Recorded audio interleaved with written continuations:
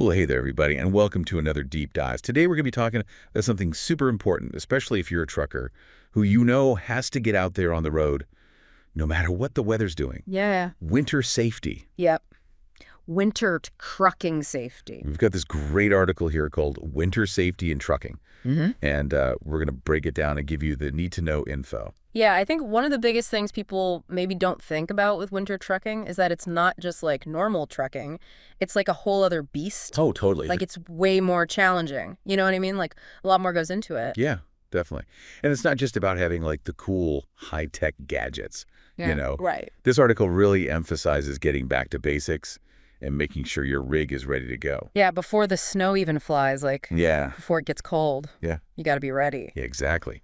So let's talk about prepping that rig like a pro. Where do we even start? Well, I mean, I think it starts with things like your antifreeze. A lot of people, they just think, oh, I got to top it off.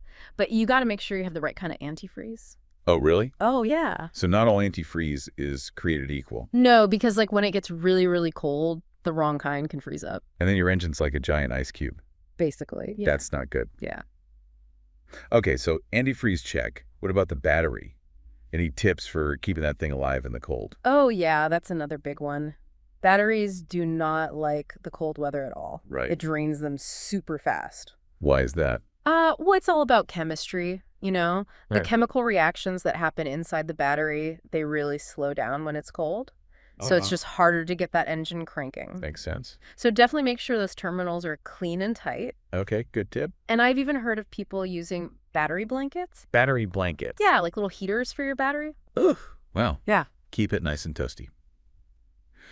Okay, that's interesting. So we've got the antifreeze, the battery. What about visibility? That seems pretty crucial when you're driving in winter, Oh, yeah. especially if it's snowing. Huge. Like, that's your lifeline. You can't see where you're going. Right. That's it. Game over. So you got to make sure your wipers are good. No, worn out old ones. Right. And it's not enough to just, see if your lights are working. You got to check if they're aligned properly. Oh, that's a good point. Yeah, even being off by just a little bit can really mess with your visibility, especially when it's already dark and snowy out. Okay. So we've prepped the rig. Our visibility is top-notch. You're Yeah. feeling good. Yep. But now it's time to actually hit the road. Yep. And even if you're driving a route, like the back of your hand, winter throws a whole new wrench into things. Yeah, exactly. Yeah. That's why it's so important to just slow down. Right. Like, I know it's tempting to keep going at your normal speed, but you just got to adjust to the conditions. Yeah. And it's not just about being careful. It's literally the physics of it. Oh, yeah, for sure. When you're driving on ice, it takes so much longer to stop. Like, way longer. They say, think of it this way. On dry pavement at 60 miles an hour, it takes you about the length of a football field to come to a complete stop. Okay, that makes sense. But on ice, that distance can triple. Whoa. So you're basically turning a football field into 3 football fields. Yeah. Yeah, that's kind of scary. Yeah. You gotta be really careful. And it's not just braking distance either. It's following distance, too. Right, because if the person in front of you has to slam on their brakes. Exactly.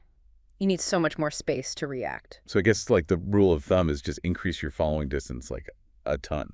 Yeah, at least double it, maybe even triple it from what you'd normally do in good weather. Wow, okay. So no more thinking about car lengths. We're thinking truck lengths now. Yeah, pretty much. All right, so we're slowing down. We're giving ourselves a massive buffer zone. Anything else drivers should keep in mind when they're actually behind the wheel? Well, another thing is to just try to be really smooth with all your movements. Okay. You don't want to be jerky with the brakes or making any really sharp turns. Right.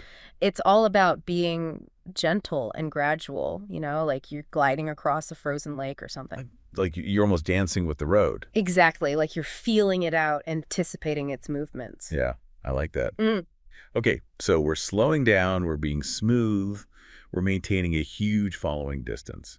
What about the weather?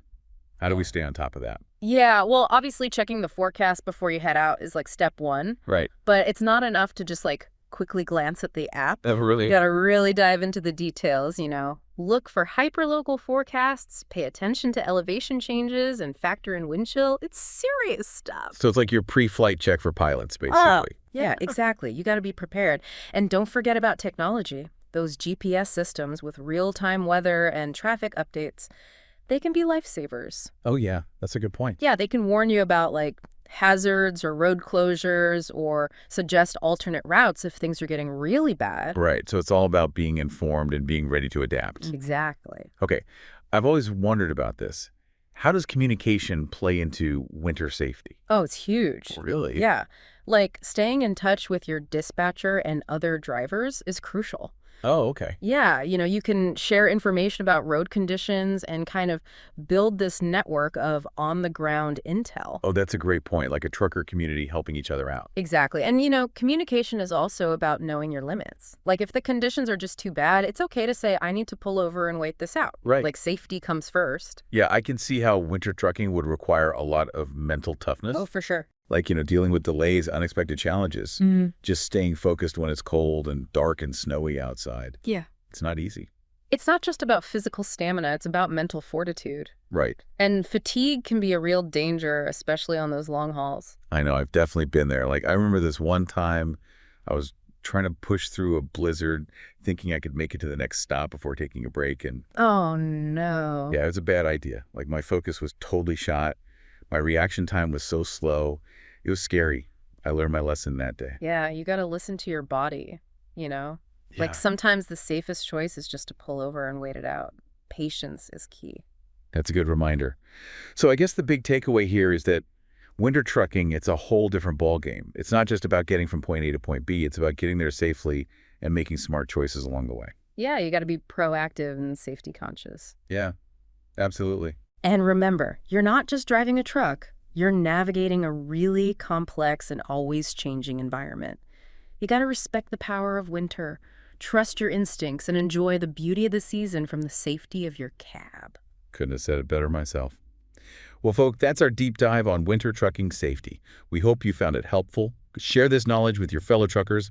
Let's all make it a safe and successful winter out there on the roads, and be sure to stay tuned for more deep dives into all things trucking. See you next time. Take care. Stay safe out there. Bye, everybody.